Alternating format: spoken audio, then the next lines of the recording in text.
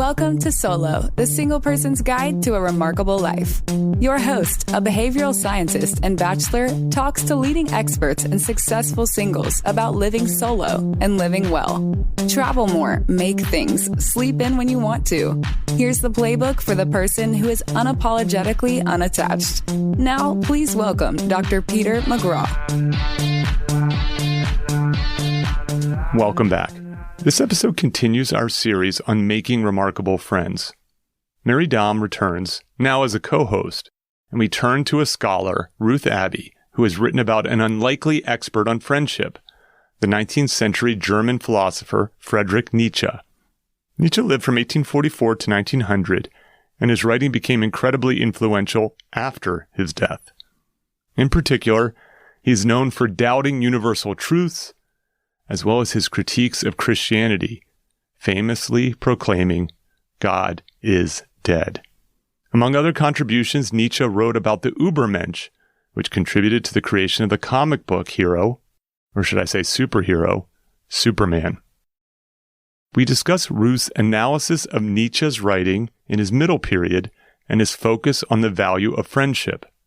That is, friends make us better people through their honesty and insights. In particular, we discuss how Nietzsche departs from the ancient conception of friendship put forth by Aristotle, Plato, and Cicero, whereas previous philosophers saw the value of friends in their similarity.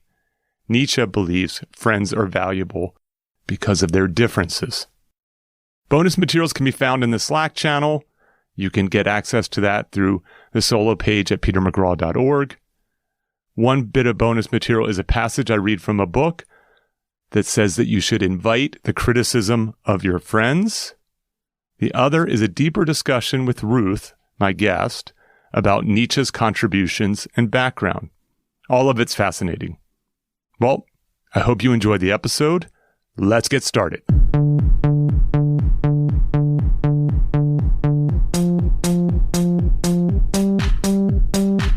Welcome to Solo, the single person's guide to a remarkable life. I'm Peter McGraw. Today's guest is Ruth Abbey. Ruth is a political theorist with research and teaching interests in the areas of feminist political thought, liberal political thought, animal ethics, Charles Taylor, and Friedrich Nietzsche.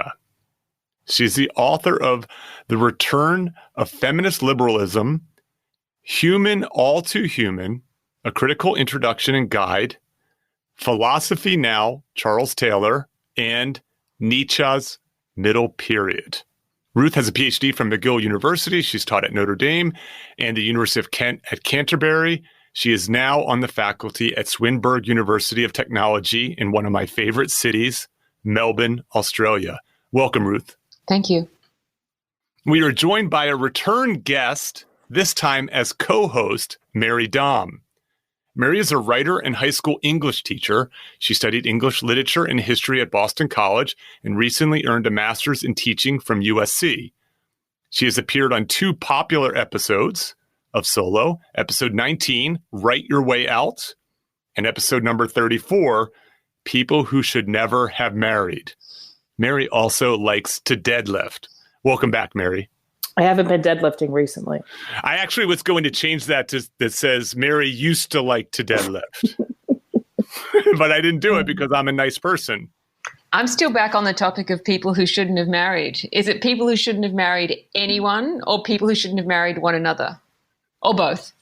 It was people who shouldn't have married anyone. Okay. And it was basically historical figures. I think we spent the most amount of time talking about Lincoln. And really what it ended, yes, that's right. And what it ended up turning out to be was people, if they were alive today, probably wouldn't have married.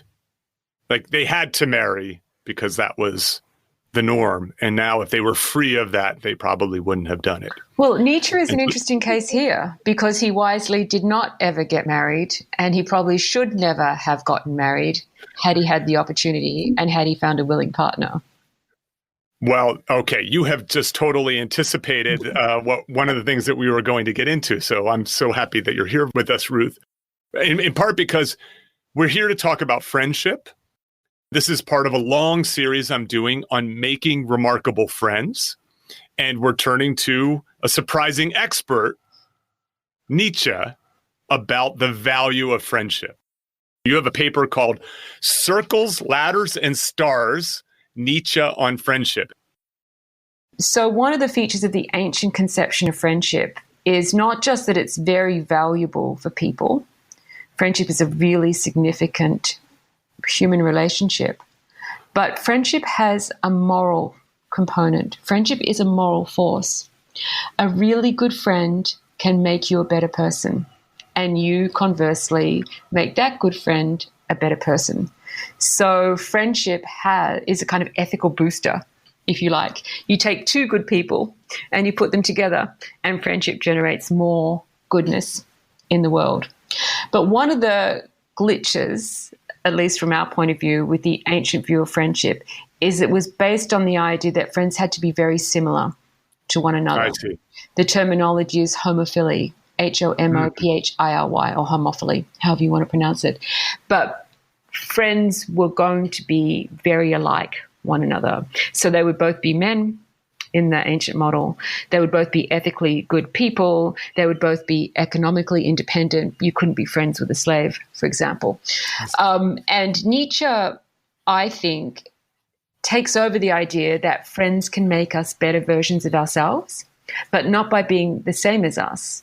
He has an idea, which I think he possibly got from Emerson, but it's certainly there in Emerson, the American philosopher, that friends have this effect on us. They make us better and stronger by being different, by being challenging to us, by making us think again, by forcing us to reconsider what we take for granted.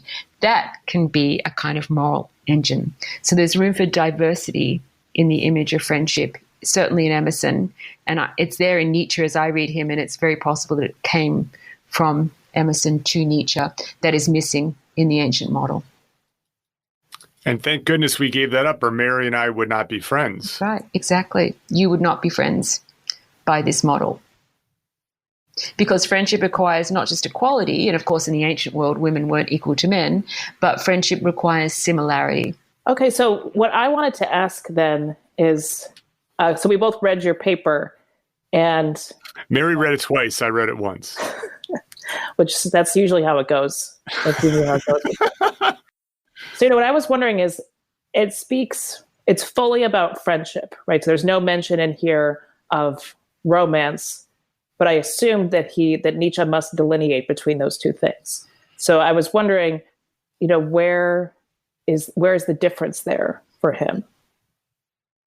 So the ancient model of friendship, which I think, as I read him, he is engaging, at least tacitly, there's no room for romance there. The ancient model of friendship, as articulated by people like Plato and Aristotle and Cicero, as I said, it's based on a model of similarity. So the people are of the same gender, but it's not erotic.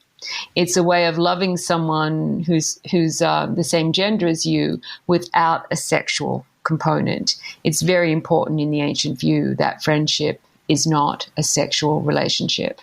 And this is, by the way, an image that gets picked up by Michel de Montaigne as well.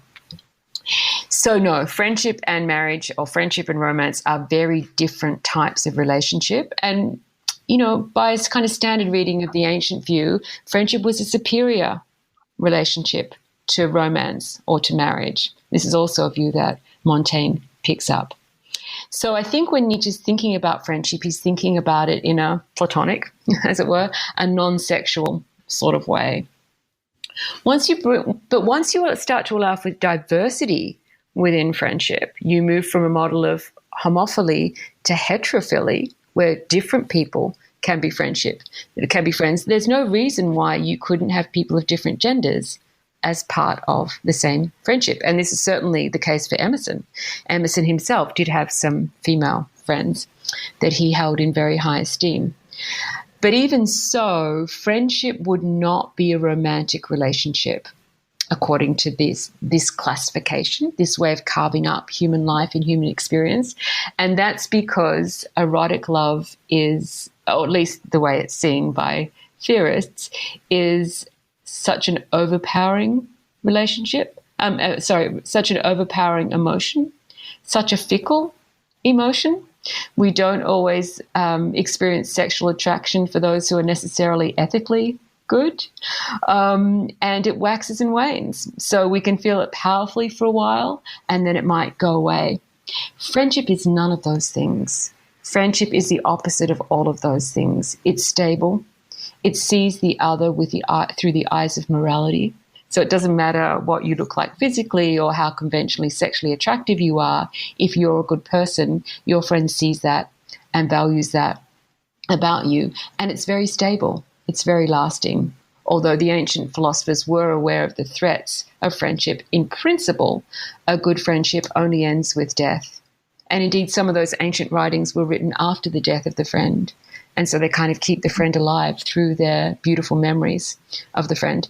So they're very qualitatively seen to be very different sorts of relationships, friendship and romance. Yeah, so that's sort of what I assumed. Tradition of that, friendship. or maybe I'm, projecting how I feel onto the text, which can happen. But that's what I assumed it was stemming out of, was that impermanence. The impermanence of love and romance and sexual attraction. There's a line in your paper that I found really interesting, if I can just quote directly from it. There's a line from Nietzsche where he says, "If we live together with another person too closely, what happens is similar to when we repeatedly handle a good engraving with our bare hands. One day, all we have left is a piece of dirty paper. The soul of a human being, too, can finally become tattered by being handled continuously. One always loses by too familiar association with friends and women." So I thought that was, very, very interesting. That, although I think that is true, he was speaking about friendship there and not romance. That can happen with romance or friendship, but that enmeshment with another person and that not being good. But I feel that that's probably more likely to happen with romance than it is with friendship. And especially, yes. Go on, sorry.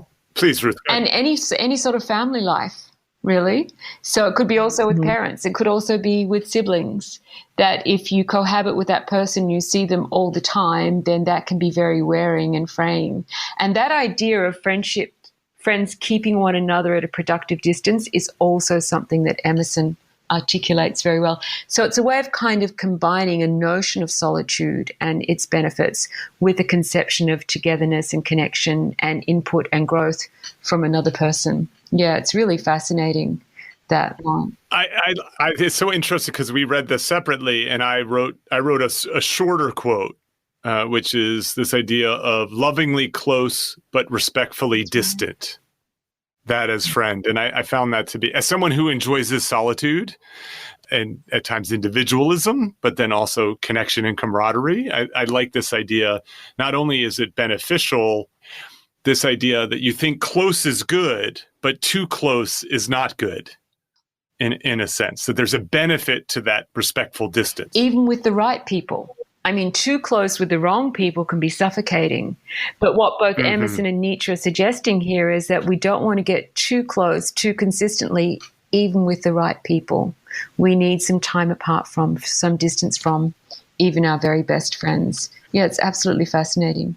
And Nietzsche himself lived a very solitary life. And that was partly due to his physical conditions. I mean, he was really not a well person for a lot of his life. It was partly due to his economic situation, because he had a very promising academic career, but then due to his illness, or perhaps it was just lack of disposition for being an academic, he took early retirement, and he had a small pension to live on, but not a lot of money. Coming back to this idea about therapy for one's own body, he spent a lot of his life wandering around Europe trying to find the right climate and the right environment for him to live in. So he lived not just a solitary, but quite an itinerant life as well. And this also would have made marriage difficult for him, even if he'd found someone he thought he wanted to marry. And he did propose to 2 women, so it's not like he was a committed bachelor from his teenage years. He wouldn't have had a lot of money to support a wife, and potentially a family. So there were some economic constraints on him considering marriage. There were temperamental constraints as well. But he also writes, even in the middle period works, of the ways in which what he calls then the free spirit should never be encumbered by family responsibilities, because those things just get in the way of your freedom. They get in the way of your ability to move. They get in the way of your ability to change your ideas. So he holds all those things in very high esteem. I think if he wasn't so disagreeable, he and I could be good friends. No, you would be two alike because you're disagreeable. They need to be opposites. That's what it says. Well, but by the Greek model, they could be friends. That's funny. So he has also saying a talent for friendship is one of the marks of a higher human being. That we get that in the middle period writings. Yeah. I like how we're like quoting your paper back to you right now. So another line that I loved, Ruth, and this was your writing, you're kind of summarizing what he said. You wrote, after arguing that love and avarice are not antitheses, but rather different phases of the desire to have. And then he evokes a different type of love, friendship. So this idea that love and avarice are not opposites, that they're both a desire to have, like to own. The way you're sort of like you're owned by your family. In a sense, you have ownership over them and they own you. It's this tie that you can't get away from. That was very interesting to me as well. And sexual love can often be very possessive, can be a form of the desire to have. And of course, we have to remember that in his criticisms of love, he's also evoking Christianity, because what is that but a philosophy of love? So he's coming at Christianity from yet another angle. It's really a multi-layered attack on Christianity that pervades his writings. I work at a Catholic school. I'm going to have to make sure that nobody ever sees this. Trust me, I'm not worried. Many Catholics and Christians really enjoy Nietzsche because he is such a tonic for them and he's such a challenge, and it really makes them think. I mean, I've taught Nietzsche in Catholic universities before, and some students are repelled by it, but some really want to say that, but he would have found this okay, wouldn't he? And if he'd known this or he'd read this part of the New Testament, he would have changed his mind. So some of them just really want to try to make him into a conversation partner and try to convert him. So he's not anathema to all Catholics and Christians. And by, an education is supposed to expose you to the opposite view in that sense. So I think I'm happy to hear that your Notre Dame students were some leaned into Nietzsche. So this idea of, so in your paper, you talk about circles, ladders, and stars. And it seems to be the case that, he holds friendship in high esteem, but are all friendships created equal in his thing? That sense of circles, ladders, and stars makes me think no. Well, I think as I read that passage that he prefers the ladder image of friendship. Oh no, he prefers the circle image of friendship, because the ladder image of friendship is like you are on a journey moving upwards, which is a good thing, but you have different friends at different stages. So you leave some behind as you change personally. The circle model of the friend has these same differences and has different friends, but is able to hold them all together in the one place, as it were. So those different friends are an expression of the diversity and expansiveness of that person's personality. And the idea of star friendship is a way of the friends having distance between them. And scholars read that passage slightly differently. I assume that he was remembering fondly his friendship with Wagner when he was writing that passage. Even though it had ended very badly, he was looking back and appreciating the good times they had together. But there's another scholar who thinks that he's alluding there to someone who was one of his friends at the time, a person called Paul Ray. So whoever he's talking about there, the idea is that friends can separate but still feel very fondly towards one another and very grateful for the friendship that they had. And this also is a question that the ancients asked themselves. How should we approach a former friend if we've been very close to someone and for whatever reason we grow apart? What's the appropriate stance to take towards that person? I see. Yeah, and the ancients, I mean, I can see why Nietzsche would value the ancient Greeks so much, because so much of their philosophy is just focused around friendship. And I feel like as the history of philosophy moves forward, I think there's more political philosophy. It just moves further and further away from that. But Christianity is also part of the culprit there too. You won't be surprised to hear, because some scholars would argue that once Christianity arrives on the scene, you have this idea of universal love, you have this idea of equality, and so there's very little room for the partiality and preference of friendship in the ancient model, because you should love everyone equally. There is good in everyone. Everyone is made in God's image and likeness. So there's very little ethical basis for this highly preferential, highly particular relationship of friendship. So some people would say that Christianity helped to efface or move aside the value of friendship in the ancient world, and therefore in reviving that value, Nietzsche can be seen to be by some to be pushing back against that Christian model of universal love and equal value, universal brotherhood, for example. And of course, let's remember that Christianity puts a lot of importance on marriage, a somewhat ambivalent importance of marriage, but nonetheless, marriage is a sacrament. Friendship is not. So, Ruth, one of the things to me seems clear from the reading that I want to make sure it doesn't get lost is this idea about the value of friendship. So you talked about how a good friend makes you better and you make a good friend better. And my reading of this is Nietzsche had a particular perspective as to why. And some of it has to do with the distance, but one path is through honesty, is that friends are honest with one another in the way that strangers aren't, right? Strangers are polite, but friends aren't always polite. And then the second one is a word that I had to look up called perspicacity. Perspicacity? How do you say that? Perspicacity? Perspicacity. Perspicacity. So I'm like the least intelligent person on this. Now say it 10 times fast. Which I had to look up, and it's so there's different words for it, but shrewdness, insight, essentially is that your friends know you, and in some ways they know you better than you know yourself, in part because they have the distance from you in order to notice things, and they're willing to tell you stuff even though it's unpopular. That's right. That's right. And that is an idea of the value of friendship that goes back to the ancients as well.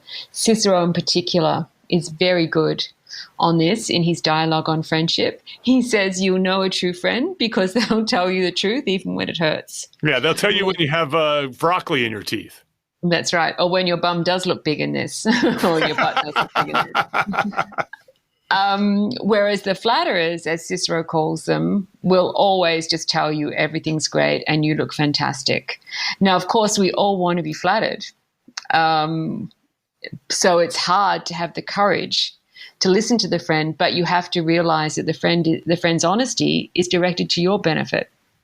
I mean, if you've ever told a friend a difficult truth, you know that you get no benefit from that. And it can actually pain you to see difficult things about your friends.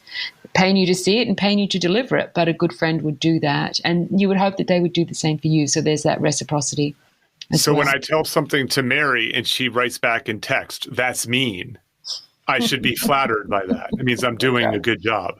And she should realize that you're not one of the flatterers, the people who's trying to win her over through falseness and duplicity. Yeah. So there's a benefit. That's never been a problem. So there's a benefit for self-knowledge in friendship as well. Our friends can know us better than ourselves. They can see things about us that we can't see about ourselves and perhaps would rather not see. Yeah, one thought that I had, going back to this idea of Nietzsche being so enamored with the ancient Greeks and sort of feeling like the cultural values in the time that he lived were so flawed. At one point in this paper, and I think it was your words that you said, the pace of modern life had sort of gotten in the way of friendship. And I wonder, what he would think about today. Have we started to value friendship more since his time, or have we, gone in a direction where we value it less? And, why is that? I think maybe it's partially our lack of work-life balance, the way we live. We don't have time to go for a walk outside the way that ancients would and just walk for hours and talk. And I think maybe if you have limited time, then your time goes to your family, it goes to your spouse. So, kind of how pro-friendship is modern Western society. That was kind of my question. Yeah, not very pro, I would say, although maybe there's something of a comeback with people delaying marriage for those who do get married, people delaying having children for those who do have children. Those sorts of gaps in people's lives create time for friendship. But from the ancient perspective, you say, oh, they're just filling gaps. The real business is elsewhere, and the friendship is the filler, which from the ancient perspective is a complete reversal of how it should be seen because of the incredible value of friendship. It does take time. It takes a lot of time to be a good friend by the ancient model and by Nietzsche's model too. And so, as you say, we just don't have a lot of time for that. But it's also not a priority. Culturally, it's not given that significance. There's no legal enshrinement of the idea of friendship. There's not really a kind of holiday or celebration that's Friends Day. I mean, by now there might be because there's, Black It's not widely known, yeah. That's right. No, there's National Ice Cream Day. There's got to be National Friendship That's Day. right. But it's not on par with Valentine's Day, where you and your friend go out to dinner and celebrate your friendship. That's right. Exactly. So we don't have the cultural recognition and institutionalization of friendship that we do for those other relationships. Now, some people would say, and that's a good thing. The thing about friendship is that it's so distinctive. It's created by the two friends themselves in their own mode and in their own way, that we wouldn't want it institutionalized anyway, because that would reduce some of the individuality and reduce some of the freedom that goes along with friendship. Whereas with marriage, there are much clearer public markers and all sorts of expectations around the behavior of married people. Doesn't mean that all people and all couples observe those, but we do a double take if a married couple acted in a way that was not in line with that, whereas we don't have that same set of expectations of friendship. So what can be seen as a lack of cultural recognition and enshrinement from another perspective can be seen as a space of freedom. Friends can create whatever sort of relationship they want. They can write their own script for what their friendship is like. This is so fascinating. I just wanted to go back to that point about friendship and criticism. I mean, that also shows you that friendship is not an easy relationship. And this speaks to our cultural moment, we tend to think of friendship as being a cozy, comforting space. And a lot of the songs about friendship are all about that. If you need me, I'll be there. And that's important.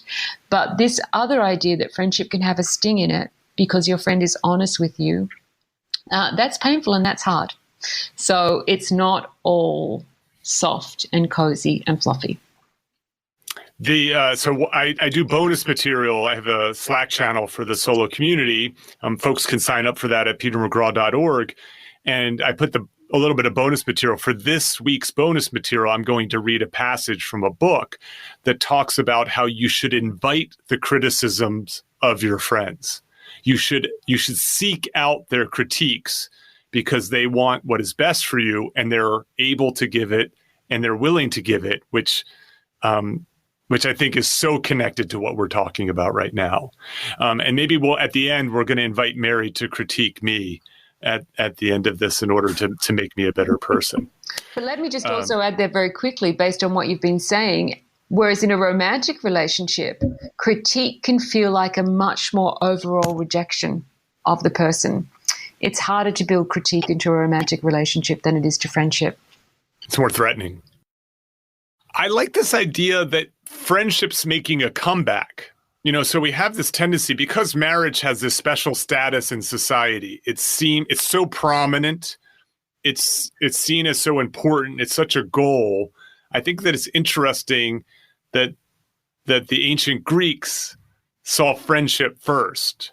And in some ways, friendship's making a comeback. And I think it's making a comeback in two ways. One that you've mentioned, Ruth, which is as people delay marriage, They have more time on the planet as single people, the people who are foregoing marriage, and then the people who tried marriage and it didn't work for them and get divorced, that they lean into those friendships as a result of that. And so I like the fact that it's starting to become a little bit more of a conversation. Certainly it is more important, at least in an implicit way. But then the other one is that I think that marriages are sort of undergoing their own changes, right? They started off as these arrangements. Then they became these places of passion. And now they seem to be more foundationally related to friendship, where people are looking for someone, not foregoing passion. And in some ways it makes it even more difficult to be married, right? Because the person's supposed to be sexually appealing, turn you on, romantic, and you're supposed to be able to share everything about your life with this person. And so on one hand, it's a better foundation because friends can make it through better as love wanes. But on the other hand, boy, it's a tall order. That's right. And then when you throw children into the mix, and so these people who are doing all these other things for one another are also parenting, that adds another whole layer of complication. Yeah, I would say that feminism is partly responsible for the idea that marriage should be a form of friendship because of this emphasis on equality. Right? Feminism has always believed in the equality in some form or other of men and women. And then if you're looking around for a form of a relationship that is respectful, that recognizes equality, that is ethical, that is stable, then friendship is a great model for all of those things. Yes. So why wouldn't you want your marriage to be based on friendship? But then there are all the other countervailing considerations, like the role that sexuality plays in marriage, at least in the first part, the idea of introducing children into the relationship and how that complicates things, changes the dynamic, the melding of property that happens in a lot of marriages, because the traditional model of friendship was of economically independent people. And then all the expectations that go along with being married. So there are ways in which friendship has a real attraction as a model for marriage, and there are ways in which I think, at least, that it just doesn't fit. Can I ask a follow-up question before Mary goes? So you talked about melding. I use the word merging. So one of the things that comes up on the podcast a lot is this idea of what we call the relationship escalator. So a previous guest talks about this sort of standard appreciated relationship that ideally leads to marriage and children. And one of the elements, there's some obvious elements like special status that we've kind of touched on, monogamy, but one of them is this idea of merging. You merge your bank accounts, you merge your lives, you live together. And can you say a little bit more about why merging, as you see merging as a threat to friendship? Or Nietzsche might see merging. I don't want to put words in your mouth. No, I think he does. You don't want to merge or collapse too much into the other, because then you would lose your own integrity, your own individualism. So the way I describe it for Nietzsche is that friendship does involve some blurring of the boundaries between self and other, but it doesn't mean the two become one. And that would be a sign of dependence and loss for him, because at the base is the strong individual personality, and the friend complements that or enhances that, but would never take that hostage, would never take that over. And that's why the distance comes into play as well, because if it became too easy to spend all your time with your friend, to agree with your friend about everything, then you'd be losing that valuable abrasive component of friendship, where the friend is challenging you to be the best version of yourself, not another version of them. So yeah, it's very much a model of people coming together while also retaining their own individuality. And that is hard within marriage. The fact that people used to, and some still do, take the other person's name, that's a very visible sign of the fusion of identities. We don't do that with our friends. Yeah. Thank you for that. Yeah, I do feel like I want to push back a little bit against what you said, Pete, about, that marriage means that you share everything. I don't think my parents have been married a very long time, and they do a lot of things separately. They have very little in common, to be honest. other than the fact that they have children together and they love each other. They live very different lives and have different interests. So I do feel I don't want to give the impression that marriage in itself means that you're going against this idea of being your own self and deciding to share everything. I think it's more that there are marriages where people do that. And if you are going to get married, you should be conscious of that risk and actively make a decision to try to avoid that. So it could be, you kind of could interpret this as, if you do get married, make your marriage more like a friendship. Fair. And also just in general to value friendship more, because I do feel that our focus on marriage means that we value friendship Well, less. indeed, because when people get married, what ends up happening is they lose their friends oftentimes. There's no debating that. I mean, there are exceptions, but, right. but friendships are diminished because marriages have special status. So I would agree with you. Now, I have a friend who's expecting a child, and we had a conversation, and he's been reading these books. And one of the books had a passage in it that was really striking to him, which is, you and your partner need to find 10 minutes a day to talk about anything except for the child. 10 minutes. That's how low the bar. I'm thinking that's a tall order. So talk about merging, right? You have a child and your lives suddenly become merged around keeping this little thing alive and flourishing. I'm glad that your parents don't spend all their time together, Mary. But they do talk. I mean, that's just the side note. It's a very interesting.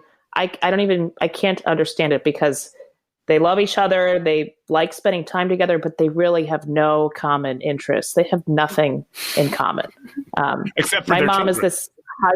My mom was this high-powered consulting executive, and my dad is a super religious chemistry teacher, and he loves religion and astronomy, and everything that he loves bores the rest of us to tears, basically. And my mom, one time, like as an adult, I sort of just got to know them better, the way you get to know your parents differently when you're no longer a kid or a teenager. And I was like, what do you guys talk about? Like, once we left the house, what do you talk about? She goes, we talk about you. We talk about how you guys. That's what they have in common. And the most important thing in the world to them, their children. That's why I thought that 10 minutes was a tall order of people not talking about their children. This is with the baby, of course. So, Ruth, I want to start to wind this down, but I want you to channel your best Nietzsche. And I want to bring Nietzsche into modern day society and what he would say if he was going to give advice to single people about developing, maintaining, and perhaps even ending friendships. Look for someone who's different from you. Look for someone who is going to challenge you. Look for someone who has a high threshold of tolerance for change, because you will change. Who you are is not a fixed thing. So the idea of looking for a soulmate is very odd, because ideally people will develop and change over time, he would say. Don't go for someone who's too clingy. And possibly, but this might be more me, look for someone where you both laugh at the same things. That can often be a really great guide to who you'll be friends with. Are you the only two people in the room laughing at something? Latch onto that person. That's really wonderful. I think that's well said. I just think that that's great. My overall reaction, is that I too, again, this idea that Nietzsche looks back 2,000 years and wishes the world was more like it was 2,000 years ago.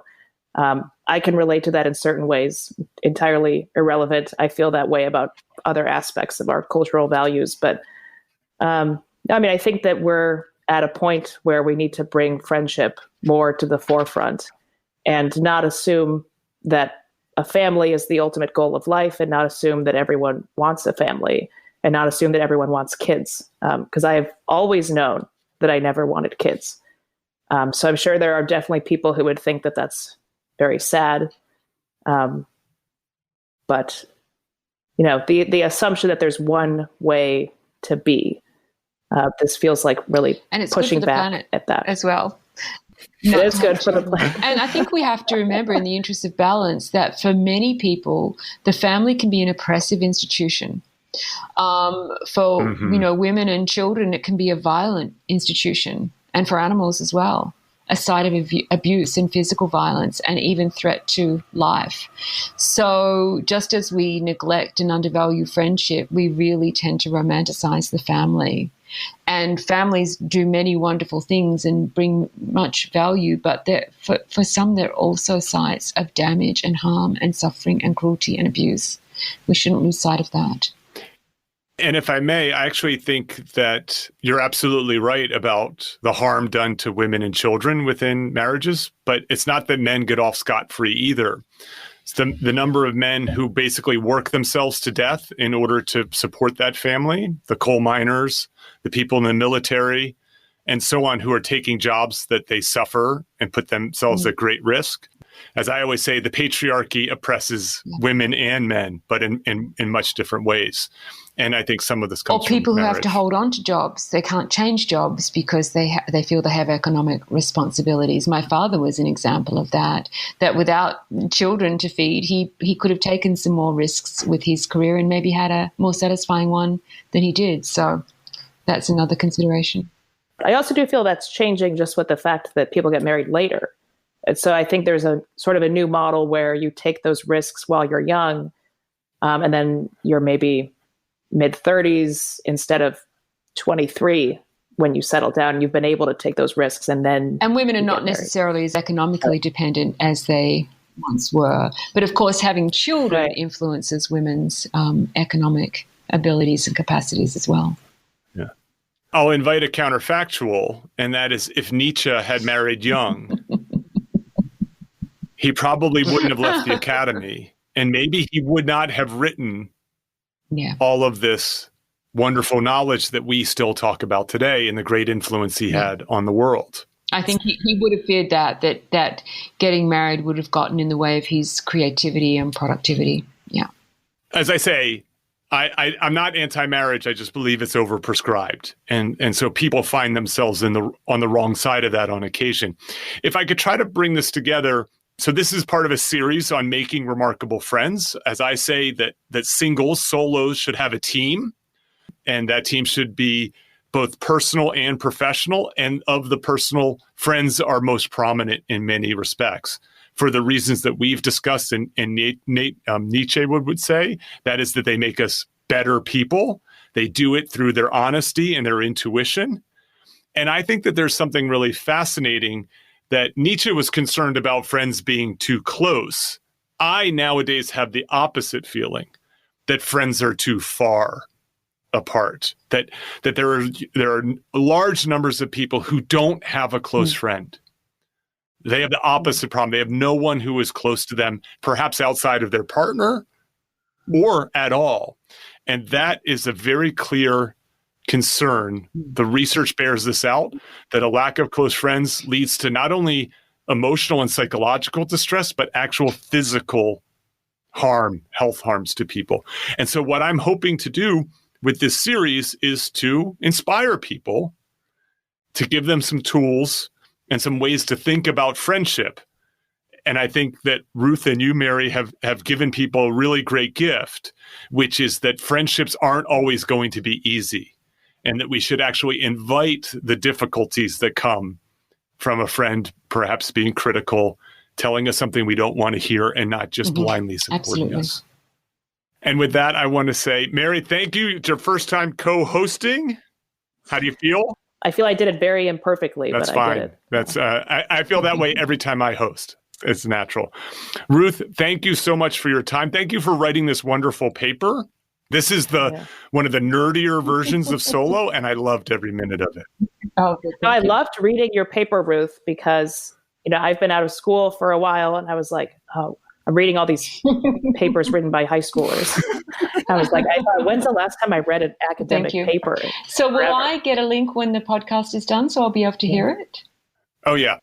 So again, thanks to both of you, and cheers. Thank you. Thank you for listening to Solo, the single person's guide to a remarkable life. For more about our guests and show notes, go to petermcgraw.org. Please subscribe and share with your single friends.